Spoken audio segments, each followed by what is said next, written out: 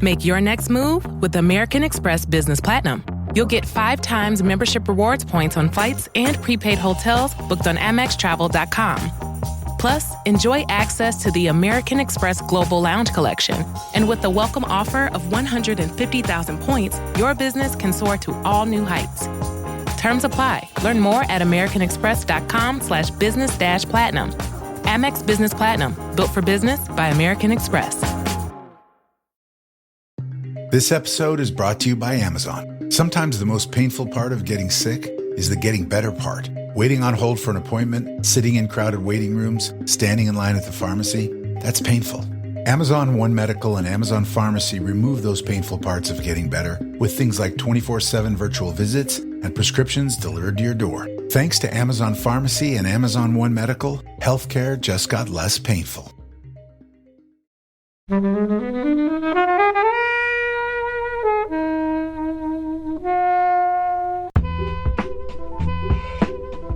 Marshal Karen Sisco, she finds herself being attracted to Foley and has second thoughts about bringing him in because she understandably wants a slice of Clooney.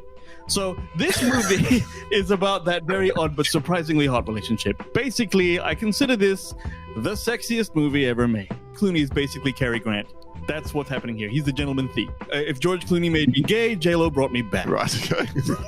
Is this a rom-com, basically, guys? If you're going to pass it off as a rom-com, this is the only one where one of the characters shoots themselves in the face falling up some stairs.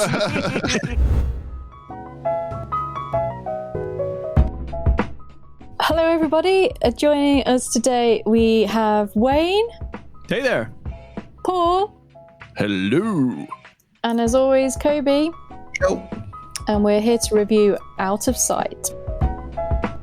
Thank you, as always, to the mighty people for the mighty, mighty tunes. And thanks to Ben from Rockwood Audio for his awesome editing skills. Please do remember to write a review and rate us on Apple Podcasts and anywhere you can do where you listen to the podcast, because it really does help us. And you can join in the conversation with us on Twitter at Flixwatcher Pod and on Instagram at Flixwatcher.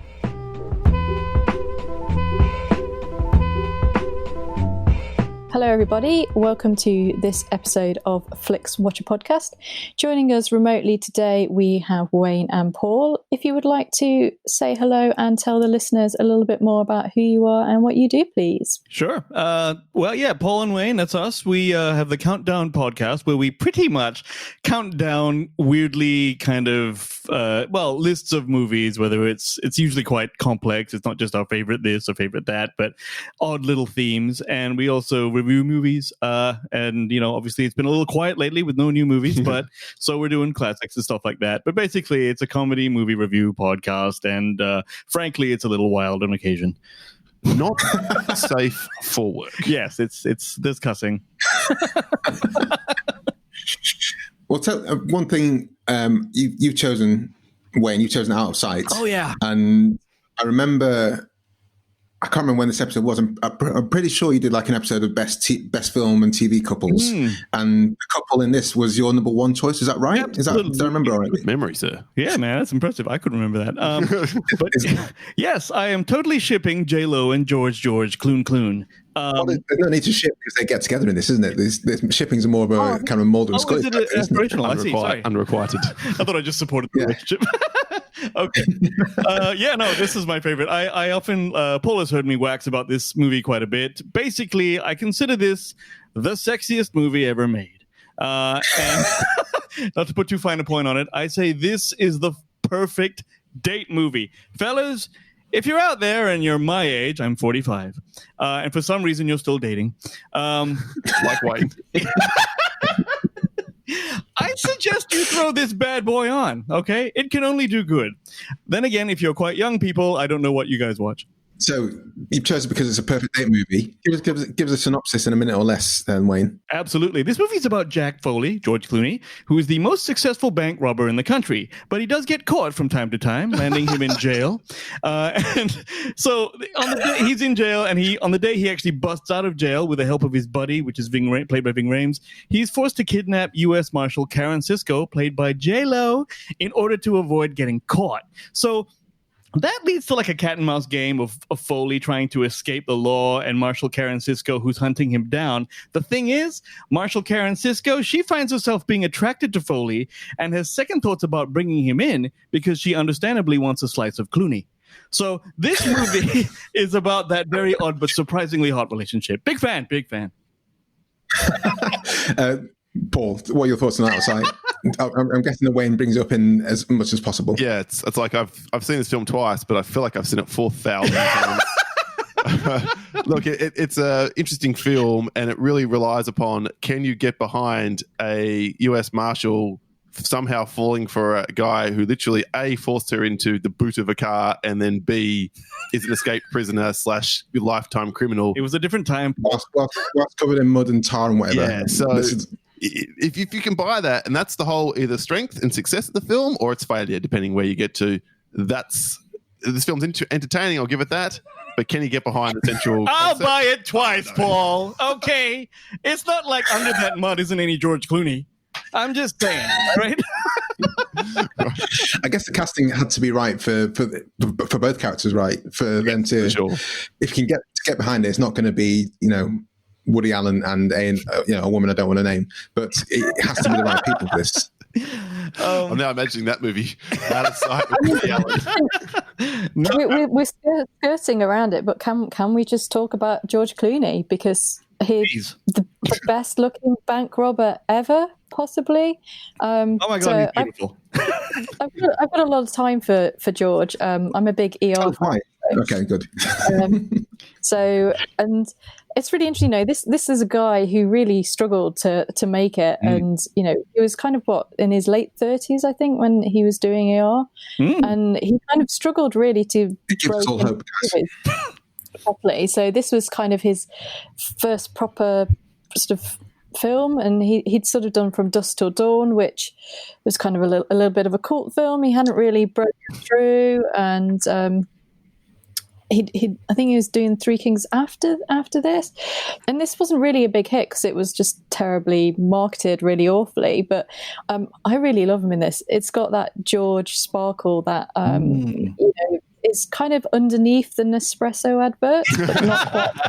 Because it's just, why are you doing this, George? You don't need to do this. But it's really sparky, and I do buy this. I do buy it. That in a trunk with George Clooney, yes. Do you buy this, Paul? Come on, man. Yeah. Of course you do. When you compare, I guess what the film does is very cleverly emphasize she's not good with picking relationships. Yes. So she's involved with Ray the Nicolette. Michael Keaton cameo, Right. and he turns up and is completely clueless as to how inappropriate he's being. And I really love the dad in this film. Dennis Farina is fantastic. Yeah, and the way he's kind of giving him subtle shit. And initially Ray doesn't get it. And then when he does get it, he's like, what you going to do? So. Well, just a note on that character. Ray Nicolette, obviously is actually the same character that Michael Keaton played in Jackie Brown. Gotcha. Yep. And this is the only time that anyone can really think of that's happened, where a character has reprised his own role and that character in a separate film. It's out of that franchise, just written by the same guy. Yeah. And that's just kind of cool. I thought it was cool. He did that part for free. It is, yeah. I think the part there is it's two different studios making that, because obviously you've got just different instances of the same character from books played by different people, but the same character across studios, because studios just seem to want to make things difficult, right? Absolutely. But in this is that one case, they'll let Michael Keaton come in for 3 minutes to do his scene to make that claim. He did it for free. Like, they just asked him, so did you do this? Yeah, cool. Came in for a day and did it. Boom. So that's just Of course, cool. why not? Yeah. Keaton He's a good guy. He is. He really is. The thing about me with Clooney is I don't know why, but I still underrate. I continue to underrate him as he's not a draw for me in a film. But every time I see him in a film, I'm like, well, he's amazing. Yeah, right. And I still don't know why it's a thing for me that he's not like. Well, for me personally, I know for other people like Helen, he's like Clooney in a film is a big draw, but he's got range. He's like can be really tough. It can be really funny. I love him in even in when he's in Coen Brothers films, is absolutely hysterical, and he seems to be enjoying that. And he's got great comic timing, but he's also got great dramatic chops as well. And I still don't know why I don't rate him. I do rate him, but I don't feel like he's a big cinematic draw. Does anyone else feel that way, or can anyone explain that to me, or is that just because? Yes, I think I know. I think you've been Batman and Robin. I think that's what happened. I was going to say ER'd, but okay. Yeah, he's fine. He's fine. Right? But it's Batman and Robin is just that's career ending, and then he came out of it. But he's always apologizing about that film. And seriously, yeah, it seems like such a bad decision. It could have colored your entire view of his filmography. Maybe he's just too good looking. Agreed.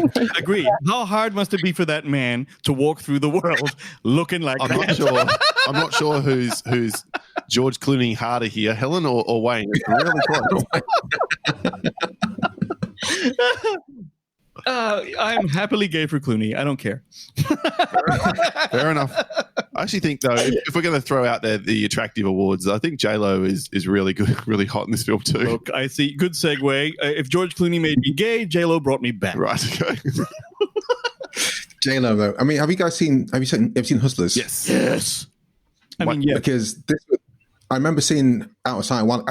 Again, I like J-Lo. I think she's great, but I never really saw it. But then I saw Hustlers, like, all right, she should be in all the films now forever, because she's truly astonishing in that. And in this was the first time I've seen it since it came out, or first time I saw it since DVD. And I was just like, yeah, I mean, she's cute, but I didn't get it. This time so I'm more on Wayne's side now after seeing this film the second time. But I think it is because I saw Hustlers and I see the work that she actually really did in this film, which is a lot more subtle. Yeah. But she's really good. And I think she should be in a lot more things going forward. I'd written her off. I think whoever did Hustlers, I can't remember the name of the director, has almost done like a Moneyball thing and brought back this actor who previously kind of written off, but now she's front and center. The way that Quentin Tarantino kind of did and Wes Anderson kind of did. Yeah. I actually pulled people out who people had written off. Go on, Wayne. Sorry, I just find her like an alien with a perfect face. Like it's this, like she's 50 in Hustlers or something like that. Yeah, something like that. Ridiculous, amazing. But apart from that, you're right. Her chops as an actress, you could write it off with Demolition Man or whatever. It wasn't that Sandra Bullock. Sorry, sorry, I missed that one. But at least you were close. She's just made not very good films. So I had a look, and the only other thing that I've not seen Hustlers yet, but the only other thing I've seen her in is Jersey Girl, and she obviously made that awful film with Ben Affleck. I quite like Jersey Girl. I mean, it's all right. She kind of had the same career as McConaughey. She kind of went into these no ranked rom-coms, didn't it? Yeah, Made in Manhattan kind of stuff. So hopefully she's going to fight her way out like Matthew McConaughey has done. But I would love to see her in more stuff. Absolutely. Agreed. Can we talk about the other cast members? Because we've got Catherine Keener, who is a welcome sight in any film, who's Adele with the little white bunny, who reveals the magician's trick of how you get sawn up in a box. And but the legs are shaky. Fake legs. It's really funny. And Ving Rhames, who I think has kind of been resigned to Tom Cruise's sort of sidekick more recently. But, in the 90s, he had these kind of small parts. And I just think he's really great in this. He's kind of like the conscience, isn't he, in this film? And he brings a lot of the humour. So I really like him in this. And then Don Cheadle as well, who is a welcome guest in any Soderbergh film. Amazing. He's also an ex-ER person as well. But the supporting cast is really great. So you've got obviously Steve Zahn, George, Luis Guzman as well, the one with the fake legs, and then there's a little Samuel L. cameo at the end. So it's an ensemble cast as well. It's brilliant, which I think is one of the strengths of Soderbergh. He really does work an ensemble cast really, really well. So what are the Soderberghs you're referencing here or thinking about when you sort of mentioned? Definitely like the Oceans films. Like they are top there for bringing glittering stars together in a perfect way. Are you a fan of the Oceans films? Apart from the ensemble nature of them, yeah. David Holmes as well. This must be probably the first time they collaborated on a soundtrack. It's kind of got that David Holmes feel, which he did all the music for Oceans as well. But I like Soderbergh. I think he's done some really interesting films over the years. So I've got quite a lot of time for him. I feel like Soderbergh does, honestly, for a while there, it was good film, bad film, good film, bad film. You know, he'd do like Solaris, and I'm like, what the hell was that? and he'd do Traffic, you know, and then it was just... It was, but he's what's cool about him is he's the one guy the studios officers go, yeah, just do whatever you want, give him whatever money he wants, and he goes and he makes whatever mistakes if he does, sometimes this and that, but he's all authentically him because it was like, here's an idea, and sometimes it works, sometimes it doesn't. So that's art, you know. I like that. And he has the one of the most downloaded films of 2020 in his back catalogue as well, Contagion. So, oh God, I can't watch that movie now. Yeah, it's just too much. It does like a bit of a heist film, and one of the talking points I said to yourself was like bank robbery in films is as what kind of films do you think they reference that? Because I think Clooney is a good bank robber. Obviously gets caught because his car doesn't get started, but he doesn't ever pull out a gun. I think the first time he shoots someone is, as he says, is in this film, but he seems to be actually quite good at getting the money at least. We've had a couple of heist films on before. It looks remarkably easy. I couldn't imagine walking into NatWest and being able to... NatWest is an English bank. I can imagine being able to walk into NatWest and talk someone into giving me... I mean, obviously, I don't look like George, but is it that easy? Well, the views of Flixwatcher podcast do not reflect the Countdown Movie and TV Reviews podcast. First of all, easy to rob a bank. By the way, it is easy. I used to work in one. I'm just saying. But the views of Wayne do not reflect Paul. Can I ask you guys about something? This is as a youngster when I saw this movie, this is the first thing I noticed when it came out. You're talking about Steven Soderbergh and his style and that sort of thing. So this thing he does where he freeze frames. Now hang on a sec, Paul, because Paul's about to shit on it. Yeah. Right? Okay. But what I want to say to you is, like, at the time, that was hugely novel to me. I'm like, what's he doing? And he would even have the sound cue go boom like that, and then he would keep going, and I'm like, what is that? And then he kept on doing it and kept on doing it, and the entire movie is like that. It's almost like his signature for that film only, though, and that's why I like him. He changes up all the time. So, I think that looking at it now, it maybe dates the movie a little bit. You don't really swing that shit anymore as a director. What do you guys think, Helen? So I'd completely forgotten that happened, and then when it happened, I was like, oh, it's the Wi-Fi. Oh no, he does that. And I forgive it for its time, but I'm glad that it's not still a thing, I think. Go on, please. No, I mean, I it's one of the things it probably is so jaded, I don't even recall it really happening. It's just like a thing. Okay. And almost in the way that Quentin Tarantino pushed forward, like even though he wasn't the first to do it, but like non-linear storytelling, it's like, oh, that's Quentin's thing. So it's now, that would have been talked about a lot at the time, but because 20 or so years on, that's just something that other directors have taken on board and gone, I like this. I'm going to make it part of my arsenal. It's not, for me, I'm like, I can't really have anything to say positive or negative about it. I was just going to say that the editing in general is really interesting in this film because I think I read that the car boot scene was originally like a one shot, but it didn't really work. So the editing in that, I think, is really good, and I'm glad it's not a one shot because the editing really gives it that kind of in the boot and the sexiness. And then again, when they meet up and have their thing, the editing in that is really great, and you've obviously got the snow and you've got the cuts in between them having the conversation and the hotel scene as well. And I think so beautiful. That adds to it. So in terms of not the kind of weird editing bit, but the good editing bit are really what kind of helps their sexiness, because I think had it been straight cuts, then it wouldn't have worked as well, and it's not as sexy, whereas, you know, the little editing makes it a bit more sexier. Did any of you notice, though, that the blocking in the scenes is quite odd, like that restaurant scene? So we have shots sort of over the shoulder almost of each of Clooney and J-Lo. Yeah, dirty over. And they're quite far away from each other. And then we cut to the wide or the mid-range shot, and they're nose to nose almost. And I'm like, that really threw me. And I'm not sure, that obviously has to be deliberate. That's not a mistake. You can't make that mistake deliberately and go, oh, didn't notice that, the final cut. Oops. Do you know how he shoots? Like you were saying that, Helen, that yes, it was originally a one shot. Steven, I've geeked out about this movie so much. I've heard Steven Soderbergh's director's commentary and stuff, and he said that he did initially, make it entirely one shot, and then he tested it, and he said the scene just hung there. It derailed the entire movie because people went, "What's happening now?" And it was really, really off-putting. That's why he had to go back, reshoot, and then actually do the back and forth cutting. So I like that. I don't know, his while his style is dated, I think the editing itself in the with the Lompoc scenes and the time jumps. Did you guys find that at all confusing? No. Again, Quentin Tarantino, non-linear stuff is just like, I understand this. Let's go. I'm pulled up on that. It's fine.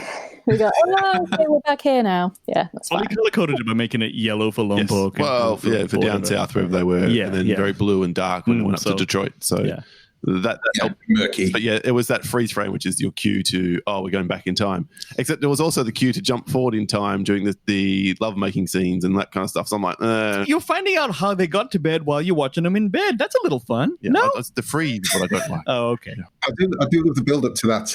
I want to talk about the do you buy them as a couple bit, but the build-up to them getting together that one night in heaven or whatever, because I love in this kind of post-Me Too world, which should have been every day that we've existed as human beings. You have that scene where she's sat by herself and those gammon, those fucking those horrible guys, one after the so hard to watch almost. It's like, he's like, is that what I do? They're probably all married as well. They're probably got, and all these things. You just kind of think, for fuck's sake, men, you're just knobheads. And it's just so infuriating. But that happens so much, and that's probably that's nowhere near the worst end of the stick for this, is it? Well, the fact that the way that scene is constructed and that shot is constructed is like the one guy comes over, he crashes and burns. The other guy comes over, you hate him more, he crashes and burns, and you're waiting for the third guy to come over. But then you see just Clooney's reflector. Oh, here comes that guy. Turns out it's Clooney, and then she's just so warm towards him because she's the guy he wants. And then it's like, that's wonderfully played. That's so cool. That's just great to watch. It is a nice setup to that. But I was angry at men. Absolutely. No, those guys should get shot and stuff. Welcome to my world. Yeah, we'll have to apologize. We hate ourselves. You never really hate us. One thing, as you said, Paul, at the top of this, is buying them as a couple. And in cinema, that's where films... I mean, this is probably one reason it's worth revisiting your episode where you talk about cinematic and televisual couples, because sometimes it just doesn't work as relationships, even though they try and force it. Yep. And a recent example of where you have to really buy it, and it didn't really work for me, is The Shape of Water. Wait, now hang on. We're not supposed to talk about spoilers, right? But why didn't it work? You mean the main relationship between a woman? I do mean the main relationship in Shape of Water. I'm not going to go into it, but we're not going to give spoilers for other films. But I get it. For me, it's like, that's where it went, was it? Okay, fine. I think what you meant to say was the Academy Award-winning Shape of Water. Who will remember that as being a good choice? I mean, anyway. I love a lot about the film. I love the way it's shot. I think that visually it's astonishing, and the general kind of story is astonishing. But where it goes, the relationship, I'm just like. it may be like, but maybe this will cure it a little bit. The book of this movie. Oh, you're switching back to this. Okay. Oh, sorry. Yep. No, I'm just saying, like Jack is older. Jack is a lot older than Karen Sisco. Yeah. And in the movie, they put them together because Steven Soderbergh did actually say, "I don't want that trope of the old guy and the young girl anymore." Good. So that's something. Well, he's still a fair bit older than she is. He's like, what do you think? He's like 43. He's 60 and she's 50. So. Now. What? Oh, yeah, 10 years. Now. Okay, so 10 years. I've done better than okay. That's fine. But I mean, if you look at like classic James Bond, like Roger Moore's like 53 and his Bond girl's like 20, and that's just gross. Yes, that's gross. True. And we've had bigger, more startling change. Well, like with Manhattan, we've had more apparent age gaps with the younger women, but that kind of trope is it just needs to stop. I agree. Continuing. I agree. It's not a problem in this film. I'm just pointing out that there is an age difference. That's all. Yeah, I'm down. The thing is that they're both not really aged, that this could have worked at any point throughout their career and they still kind of would have looked right. Maybe it's something to do with their they've both got the same glowy skin tone. Olive skin. Good genes, and they just, they've got good teeth and their hair's good, and they just, they both look great. One thing I wanted to say, because going back to what you said, Wayne, about the subtle things of J-Lo's acting, and I think I completely forgot this scene, but one of the best scenes in it is where she goes around. I can't remember is it Maurice? I can't remember the boxer's name. The really vile guy. Yeah. That's Kenneth. Kenneth. Yeah. Kenneth, that was it. And he talks about the dog and what he likes to do. That was very difficult to listen to. Mm-hmm. And her acting throughout that and how she is like amazing. I was like, this is great. This is great stuff. And obviously, he gets his comeuppance with a stick, but her reaction and how she reacts to him is amazing. Yeah, he's that. Sorry, just saying her performance. You're right. The nuance of her performance, even in the boot, Foley's saying sort of roguishly charming things, I guess, in the context of that thing, right? But what she's doing is she's like disgusted by him, but then she smiles, and then she's like, oh, and then she starts engaging with him, and you can see her slowly going, just noticing him, noticing that she actually kind of likes him. Very cool. And that scene, Helen, you're talking about, that's was it Isaiah Washington? Yeah. Who's in the other long-running TV well, he wasn't the first few seasons before he got fired of, it was Grey's Anatomy, talking about other hospital dramas. Yeah, okay. And that also has my first appearance on rewatch of Viola Davis, was his sister who answers the door. I was like, I know that face. Yes. Oh my God. I didn't recognize her. Wow. There you go. I love the fact I brought something to an outside stand, even though you've seen the director's commentaries. Yep. I forgot, mate. To be fair, I think Isaiah Washington's chilling in that. He's disgrace. It's disgusting, and it makes. But he makes you want to kill him so bad. Yeah. And so when he gets his at the end of the film, you're like, yeah, hell yeah, and you instantly forgive Jack for murdering him because he damn well deserves to die. He stopped him from exactly because they're out. He and Buddy are away. They're gone, and he says, he's gonna rape her. That's why George Clooney is basically Cary Grant. That's what's happening here. He's the gentleman thief, so he's the bomb. You gotta like him. Yeah, he turns around to save that.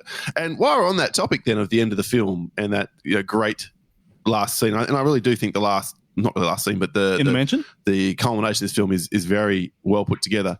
Two things to note: one, White Boy Bob, one of the most hilarious deaths in movie history. Like, I thought through the whole film, and the moment he appeared, they were playing his klutziness and clumsiness. Not really. It's not till that They're night. setting up He has two falls.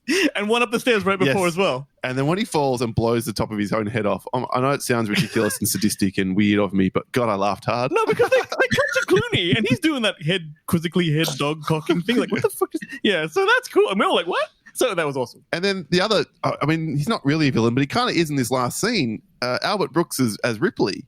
What kind of man, or what kind of person sends his lover to the door to answer a weird knocking on the door late at night? Clooney says that. And he goes and hides and she's protecting him. Oh, he's on his summer retreat. I'm his maid. And what? No, you're not. What are you doing? Throw him under the bus. Save yourself. Yeah, well, and that was the thing. He actually asked him that, and he says, oh, well, she's supposed to not be here. Basically, we're covering for each other. That's why he let her answer the door. Whatever, blah, blah, blah. So, still. But still, he didn't jump out and save her, did he now? No. Yeah, so there you go. Disgraceful. I guess that you don't feel sorry for him in the fact that he loses his diamonds because you have no sympathy for him as a character. So you're happy to write him off and not feel as though he got a raw deal with any of it. In that scene, before we head to the scores, when they find the safe and they're shooting at it with these pistols. Oh, God! That's so funny. It's like you... Yeah. They could easily kill White Boy Bob then because the bullet comes straight back through his face. You're about to shoot it again? The second time? Like, what did you think of the first time? Yeah, except with all the bullets in the glass walls around them. That's right. They're like, if we hit this handle at the same time... What the... They're not rocket science, these three. So funny, though. So is this a rom-com, basically, guys? This is where I land. It's comedic. It's got romance in it. What do you think? Not for me. Yeah, I see it. You could see it that way. I see it more as a thriller with romantic elements. Yeah, there's got to be and comedic elements too, as we've just discussed. But I've seen quite a lot of rom-coms in my life, and I think if you're going to pass it off as a rom-com, this is the only one where one of the characters shoots themselves in the face falling up some stairs. I think when people get shot in the face, you're not really in romantic comedy territory. And the many mentions of forced, rape, basically, also probably takes it out of... Cools off the date, doesn't it? Yeah. Yep. Okay, yeah. Okay, fine. But fine. here's my one. I got one problem with the end of the film. Like, very illogical. I don't understand how Buddy gets away.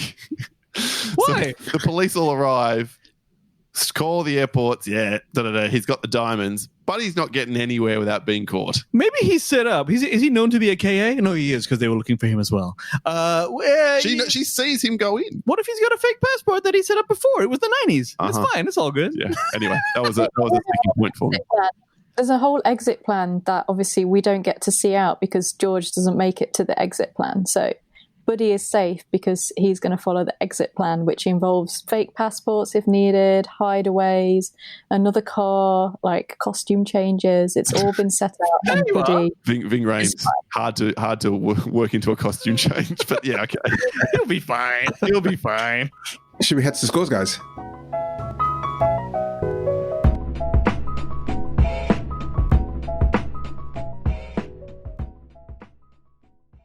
I'm Sam Clements, host of the 90 Minutes or Less Film Festival, another podcast in the Stripped Media family, a podcast that celebrates movies under 90 minutes long.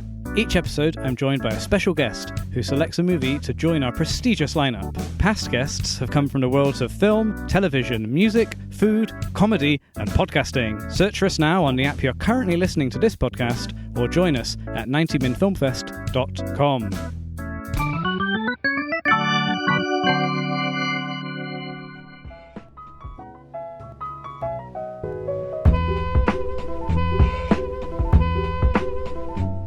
Oh, it's such a clutch off-season pickup, Dave. I was worried we'd bring back the same team. I meant those blackout motorized shades. Blinds.com made it crazy affordable to replace our old blinds. Hard to install? No, it's easy. I installed these and then got some for my mom. She talked to a design consultant for free and scheduled a professional measure and install. Hall of Fame son. They're the #1 online retailer of custom window coverings in the world. Blinds.com is the GOAT. Go to Blinds.com for 40% off site-wide. Blinds.com. Rules and restrictions may apply. Welcome to the Spreadsheet of Dreams, aka the Flixwatcher scoring system. All of our scores are out of 5. You may have decimal places if you wish, and we will start with you, please, Wade, with your recommendability. 5!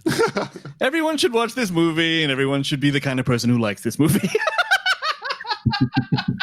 No judgment whatsoever. I'm a little cooler on it. I'm going to give it a 4. It is well recommended to the vast majority of people. I have no problem saying that. However, you do have to be able to suspend your disbelief in a significant amount. And if you don't love George Clooney the way that Helen and Wayne do, there may not be as much here for you. Helen? I don't know how you can not love George Clooney. I mean, he just has star quality, I think, and that's what really comes through in this. And it's really fun. One thing we didn't talk, which I want to talk briefly about, is when she is finally picked up. She has a fantasy about getting into a bath with him, which is the prelude to even more sexiness to come, which I really like, because I think, okay, it's a little bit weird to fall in love with your kidnapper. Let's just a little get that out. But this, George has never killed anyone, and he was only robbing a small amount of money. And agreed. Give him a pass. Kittens, they don't hurt her. They're going to let her go. They just need to remove her from the situation. So I forgive all that, and I buy into it 100%. Agreed. And I think it's a really great adaptation of what's his name, Elmore Leonard book, which I really enjoy. And it was kind of, it's really fun. It's flighty. It's got a great ensemble cast, and I specifically give it this recommendation because not enough people saw it when it came out, and it did really bomb. And everyone was like, "We made a great movie," but it was just marketed probably as more of a rom-com than it should have been. And people were like, this is a romantic comedy. People get shot in the face. People accept It's a rom-com. Jason and How I Met Sally rom-com. So yeah, I think this is class George Clooney, and I think J-Lo is fantastic in this, and they've got great chemistry. So I'm going to give it a 5. Yes. I could do 4.8 here. It's a lot better than I thought it was going to be. And when I watched it the first time, I think when I was at university, someone put it on. It's when everyone had the small 14-inch TVs. Wasn't really paying attention, and I had written it off. So I'm really glad that you chose it, Wayne, because I probably would never watched it again, and I really did enjoy it. Yeah. So I will, and like Helen says, I think tell more people to watch it. It's good fun, and to be honest, it's just a lot more relaxed and entertaining than a lot of Soderbergh films. I think a lot of his films are very po-faced and almost straining to get something across. But I think this is just like, let's just have these guys fall in love, and that's fine. 4.8 repeat viewing score, Wayne. Repeat viewing score, I'm going 4.8 for my repeat viewing score, simply because that damn effect is a little dated and it's hard to sell to people like Paul. So I'm just like, okay, you know what? I still will watch it again. I will watch it again now. I would happily watch it again now. I know, Paul. So it's just, I think that it's not the type, because it's light on. It doesn't require that much of your attention, but you're just happy to enjoy it, so you can watch it again and again. All right. Well, I'm significantly harder on it than that. I'm sorry to say that I watched this film 22 years ago and never felt the need to return to it until for this purpose, as you've chosen it. And I enjoyed it. Good watch. Happy to have seen it again. Won't watch it again in the next 22 years. So I'm going to give it 2.5. 2.5, you dirty bastard. All right. Helen. So I don't know how many times I've seen it. I've definitely seen it at least once, maybe a couple of times. I think I probably had it on VHS, maybe something like that. But like Kobe, it was one of the ones that I think I probably ended up watching more around sort of university times. And then I think it's only recently been added to Netflix. I can't remember having seen it on there before. And I think you picked it pretty soon as it had been added. So otherwise I might have dug it out. The only thing is it is over 2 hours, which is quite long for essentially not that much of a story. Not that it overstates its welcome, but it's quite a long film to watch regularly. I really enjoyed rewatching it, and if someone was to say, "Oh, I've never seen it, would you want to watch it?" I would say yes. So I'm gonna go 4. Boom. Yeah, I'm going to go for 3. I will happily watch it again now that I've unwritten it off. But how often will I watch it? Not often. I'm really looking forward to the rest of J-Lo's career. I'm really looking forward to seeing what other stuff Clooney does. I probably still will kind of hold him in lower esteem than he deserves. That's wholly my bad. I accept that. But yeah, the cast of characters were, like you said, you dropped in Albert Brooks. Yeah, he was in that as well. Oh yeah, shit. Mm-hmm. So I'd look forward. Has Soderbergh come back now? Has he declared himself back? Because he took a bit of hiatus. Oh, didn't he? That was it. He said he was retiring from film.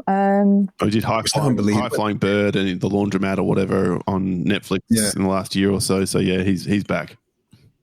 I'm thinking I'm back, John Wick. I know you're a fan, Paul. So yeah, I'm going to go for 3 because I'll happily watch it again, but I'm not sure what. More often than once every 22 years. Certainly. Every 18. Wayne. every adult life cycle of a human. Wayne. Small screen score. Small screen score. There's nothing too big or like massive action set pieces in here. I think you could happily watch this on a phone if you had to, but in my studio here, I can't fault it. So 5. Okay, predictably high. No, you're mostly right. I do agree. You don't lose a lot from watching it on a small screen. And yes, you could watch this film on your phone, unlike some other films which probably come to mind instantly. So yeah, I'll give it 4.2. Helen.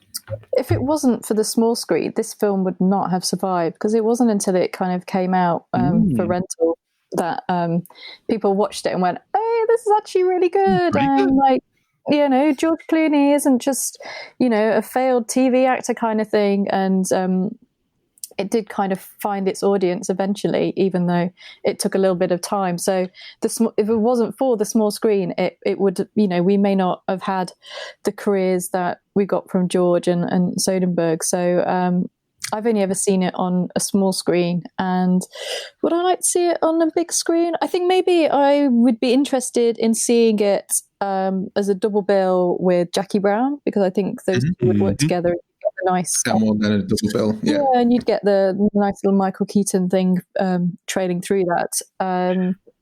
So for that, 4.5. I'm going to go for 5. First time on a 14-inch cathode ray tube, 90s TV. Second time on a bigger TV, this flat screen. Yeah, I could not be bothered to watch this in the cinema. But to add to what you're telling Helen about it, I don't think that's necessarily a good thing. That without small screen it would have survived, because Taken came to everyone's attention on the small screen, and then we had Taken 2 and 3. Taken 1's fine. Taken 2 and 3 are appalling films. So it's that should have stopped there. Blessing, and sometimes it's a curse. Yes, exactly. And also, I'm not a fan of not Wayne's World. Austin Powers. Austin Powers 1, great, came to everyone's attention from TV. Everyone watched on DVD. But 3, for example, I can't deal with Goldman. Agreed. Again, I like 3. Oh well, what are you gonna do? Not age well. But, engagement score, Wayne. Engagement score. Okay. So I'm the guy who will always walk past this, see this, and then sit down and continue to watch it. So, but I will understand. 4.8 for me. Engagement score. Ludicrous. Look, I think this film starts. It's interesting enough how it starts. Why is George in the state that he's in, and then the flipping back and forth in time? But I really do feel like lags in the middle a lot, sets all the pieces into play. I don't think it's as engaging as it could be. So middling score again. At the end, like I said, great, and I enjoy the last 30 minutes of the film. So I'll go 3.3. Helen. So if you're used to, obviously, we call it the Tarantino non-linear style, then you'll get this pretty easily. But you do have to obviously pay a bit of attention, or else you're going to be like, well, how come he was in jail a minute ago and now he's in here? And which jail as well? Yeah, which jail he's in. This is at which jail, and then also basically, it gives away where the diamonds are quite early on in the film. So there's little things, keeping your eye on that. So it is, the more you pay attention to it, the more rewarding it's going to be. That said, if you kind of got it on in the background, you can kind of enjoy it and do that. So go for a 4 on an engagement. I'm going to go for 4.8 here. I think, no, it's not 4.8, 3.8. I apologise. It doesn't need to be 2 and a bit hours long. And when you chose it, I was like, I've not seen it for a while. And then looked at running time, I was like, is it? And it's not an onerous running time, but I just don't, even now re-seeing it, I think it could have been made tighter, like 20, 25 minutes shorter. And as Paul said, probably lags in the middle as a result of that. So it did, my attention did lag a bit, but we get an overall score of 4.23125, which is good. Very strong. Cheers for bringing it, Wayne. And we did ask people on Twitter, as we always do. Guys, do follow us on Twitter. We are at FlixWatcherPod, because every time we're about to record, we put a shout out, such as in this case, we're reviewing Out of Sight with Paul and Wayne at the Countdown PC. Have you seen it? Tell us your thoughts and your score out of 5 for a shout out on Flixwatcher. And we had a decent response here, and some people battling as to which of their preferred JLo films. But Paul, since you're the one over at Countdown Pod in front of the screen, do you want to read us out with the first one you can see? Sure. I've got Professor J here at JHunt006 said 4 stars. The trunk sting still makes me sweat. And John Cheadle is at his best. Without a doubt, J-Lo's best. John Cheadle. Yeah, Who's John Cheadle? The little known brother of Don Cheadle. Helen. Previous guest we've had on, Easy Riders Raging Podcast, one of my all-time favourites, 5 out of 5. Off the chart chemistry from the leads, and goddamn does it have a fantastic soundtrack. I didn't notice the soundtrack. I did. Oh, it's beautiful. What? It's great. Like it? That thing, that's good, man. Right?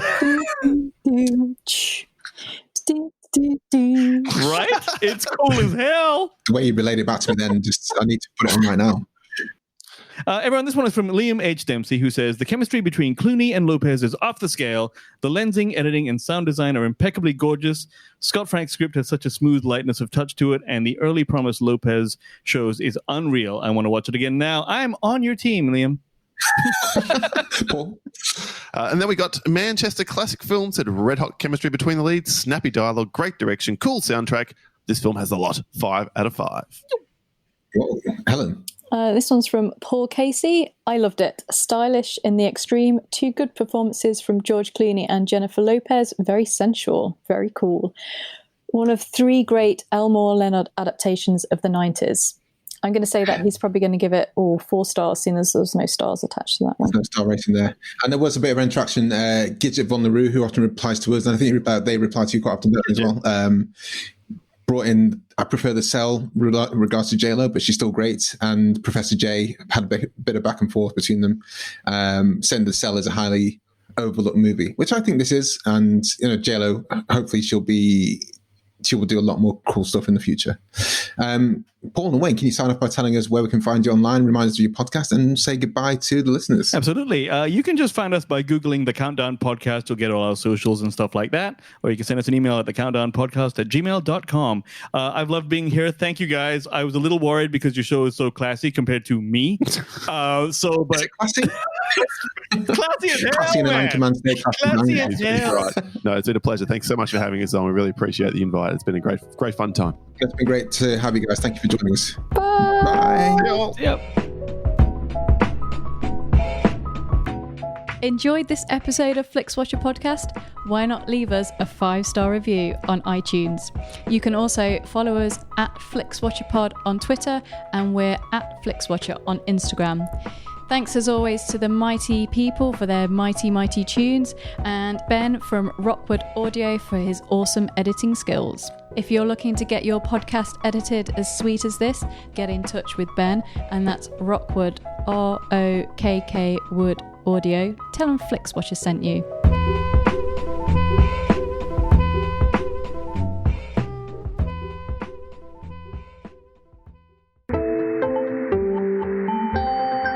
You just heard a Stripped Media production.